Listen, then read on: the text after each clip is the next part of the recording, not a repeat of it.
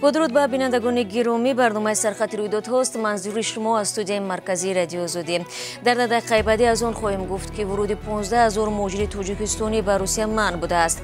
بعد تنقید رستم امامعلی، بکسابور رئیس خدمات علاقه گروه کاری تأسیس داد.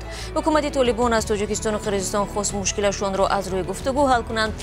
نجات یک زن در ولایت سوخ که قصد خودکشی نمود و به زندان محکوم شدن ساکن سور برای تجاوز جنسی نابلغش. امروز در نشست خدمات زیدین سوری در دوشنبه موضوع بلند رفتن نرخ بلیط‌های هواپیمایی بین تاجیکستان و روسیه یکی از مسائل مطرح بوده است. از شروع سال جاری ارزش رفت آمد طریق هواپیما در این مسیر 100% بلند رفت. در پای اجنسی авиация گراژدانی تاجیکستان شرکت‌ها را دعوت کرده از آنها طلب نمود که نرخ را ارزان کنند. در عکس حال نسبتشان چاره‌جویی خواهد شد. تا کجا وضعیت در بازار فروش بلیط‌ها تغییر یافت؟ در دوام روز بینندگان عزیز در برنامه اخباری آزادی برایتان معلومات خواهیم داد. تنها در یک سال گذشته بیش از 2000 آموزگار در ولایت ختلون به جای ادامه کسب خود هجرت به روسیه را انتخاب کردند.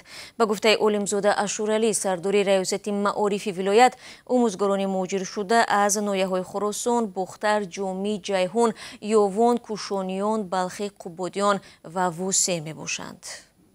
صرف آموزگاران البته 47,000 زیاده از 47,000 تشکیل میده در ولایت ختلون. در این دوره شماره به مهاجره رفته اون سطح سوحه را ترک کردگی و 1900 نفر بود. 1900 نفر بود.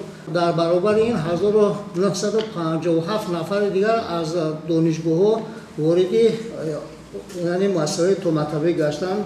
جای اونها پر کرده شده بود. در همان آخر 370 تا نورسایی کرده باشیم که این هم آهسته آهسته پورا قریب جابجا شده است. به قول منبع، سبب ترک پیشه کردن آموزگاران اساساً به مشکلات اولیوی وابسته می باشد. چند قبل ریاست تندرستی ولایت ختلون گفته بود که از مؤسسه‌های ساحه بهداشتی 83 پزشک با دلیل مشکلات اقتصادی و نداشتن منزل زیست به مهاجرت مهنتی رفتن ناحیه قبادیان با کمبود پزشکان مواجه شده است. طبق آمار وزارت کارهای داخلی روسیه، سال گذشته تاجیکستان از روی شماره مهاجران کاری که به این کشور آمدند در جای دوم قرار گرفت. این زمان بیش از 15,000 تاجیکستانی اجازه عبور مرزی روسیه را ندارند. در این باره شاهنوزه نادری، معاون وزیر مهنت، مهاجرت و شغل اهالی تاجیکستان در صحبت با ریا نوستی بیان داشته است. به گفته مقامدار، ورود این مهاجران تاجیک با قرار دادگاه برای قانون شکنی وزین ماموری ممنوع شده است. نادری میگوید در این برابر روسیه سال گذشته ورود 120,490 مهاجر مهنتی را که در قلمرو روسیه جنایت‌های ناچیز صادر کردند باز نمود. به قول منبع در این مدت بیش از 3,000 نفر از تاجیکستان توسط جلب متشکلانه برای کار به مسکو و سنت پترزبورگ، ولایت مسکو و لنینگراد، ایرکوتسک، نوسیبیرسک، کراسنودارسک و رستوی لبیدون رفتند.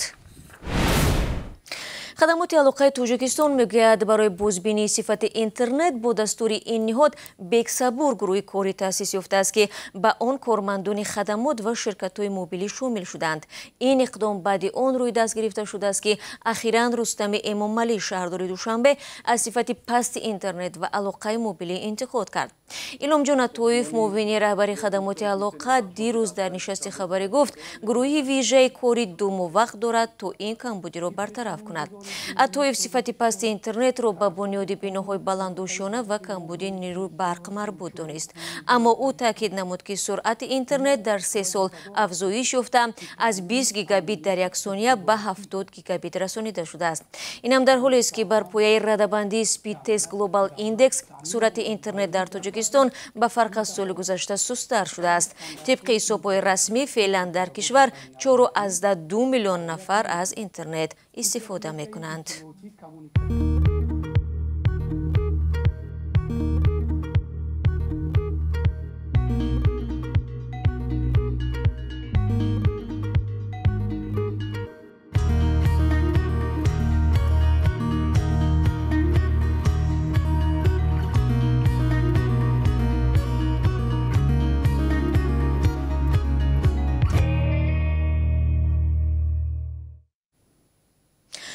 баҳсҳо миёни амрико ва русия бар сари ҷӯбаҷӯй шудани нирӯҳои русӣ дар наздикии марзи украина боиси таниш байни Москва ва Вашингтон дар нишасти шӯрои амнияти созмони милали муттаҳид шуд.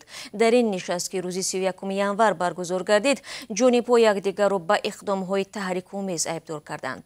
Линда Томас Гринфилд, сафири амрико дар созмони милал, зимни нишаст русияро муттаҳам кард ки бо ҷобаҷо кардани беш аз 100 000 нирӯи низомӣ дар марзи Украина дар садади амалиёти низомӣ алайҳи Украина аст. ӯ сипас гуфт ки амрико далелҳое дар даст дорад ки нишон медиҳад Москав ният дорад дар чанд рӯзи оянда 30 000 нирӯи низомӣ дар Беларус ҷобаҷо кунад.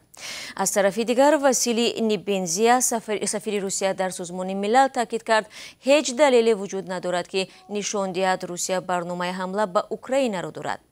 Мақомоти амрикоӣ пеш аз ин борҳо ба Русия ҳушдор доданд ки ҳамлаи ин кишвар ба Украина паёмадҳои сахти иқтисодӣ барои Москав хоҳанд дошт.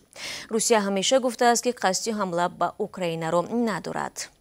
Москав ҳамзамон аз ғарб чандин дархости амниятӣ доштааст, аз ҷумла напайвастани Украина ба НАТО.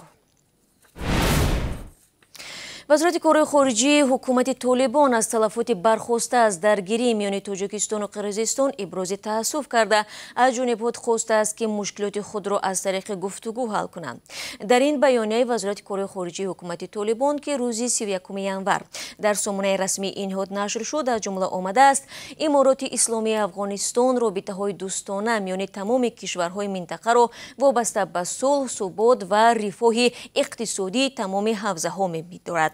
мо аз ҳар ду кишвар мехоҳем то ба мушкилоти пасин аз тариқи гуфтугӯ роҳи ҳал дарёбанд.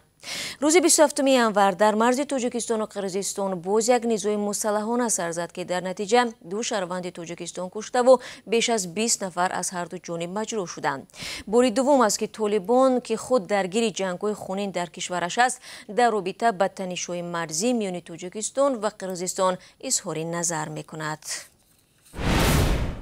Кумитаи ҳолатҳои фавқулода аз наҷоти ҷавонзане хабар медиҳад ки қасди худкушӣ доштааст. Ин ҳодиса нисфи рӯзи 30 январ дар соҳили дарёи Сир дар шаҳри Хуҷанд рух дод. зани 33 солаи сокини шаҳри Хуҷанд худро ба дарё сарозер мекунад. имдодгарон сари вақт ба ҷои ҳодиса расида ӯро аз об ба соҳил бароварданд ва кӯмакҳои аввалияи тиббӣ расонданд.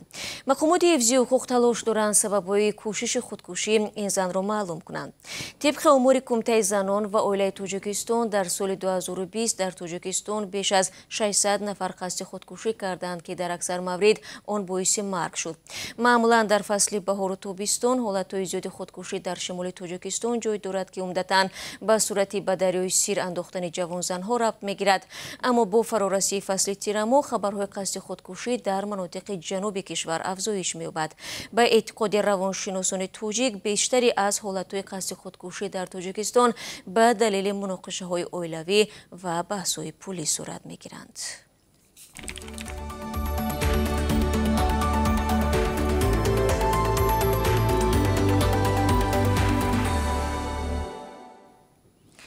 додгоҳи олӣ бо ҳукми худ як сокини Ҳисорро барои таҷовузи ҷияни ноболиғаш ба 20 соли зиндон маҳкум намуд. тибқи иттилои Достонии куллии Тоҷикистон дар ҳафти тафтишоти пешакӣ ва баррасии судӣ муайян шудааст ки ин мард моҳи сентябри соли гузашта дар ҳолати мастӣ ба номуси духтари ноболиғи бародараш дастдарозӣ кардааст, дар ҳоле ки волидайни ҷабрдида ба муоҷирати меҳнатӣ ба Русия рафта фарзанди ноболиғашонро таҳти парастории ӯ гузошта буданд. дар Тоҷикистон таҷовуз, озори ҷинсӣ ва дастарозӣ ба номус ба хусус нисбати ноболиғон ҷинояти сангин ба шумор меравад ва барои ин амал аз 2 то 20 соли зиндон ва ё ҳукми абад пешбинӣ шудааст. бо вуҷуди он ки солҳои охир хабарҳо аз озори ҷинсии ноболиғон бештар расонаӣ мешаванд, аммо боз ҳам чунин мавридҳо кам ошкор мегардад, зеро ба гуфтаи ҷомеашиносон қурбониёну наздикони онҳо метарсанд ки дар ниҳоят на марди озордиҳанда, балки худи қурбонии ҷинояти ахлоқӣ мавриди сарзаниши ҷомеа қарор мегирад. بینندگان گرامی، حالا برایتان درباره قربی اسرار خارجی در تاجیکستان معلومات میدیم. امروز 1 فوریه طبق نشان دهنده بانک ملی 1000 روبل 145 سومانی و 20 درهم مقرر گردیده است. قربی 1 دلار 11 سومانی و 30 درهم است. 1 یورو باشد 12 سومانی و 60 درهم نرگزاری شده است. دوستان عزیز، با تشکر از همه شما که تا آخر برنامه ما را تماشا کردید. خبرگزاری‌های بیشتر را در برنامه اخبار آزادی تقدیمتان خواهیم کرد که 3 ساعت بعد نشر می شود. با امید دیدار نوبتی و روزی خوبی شما. خیر خوش نمی‌کنید.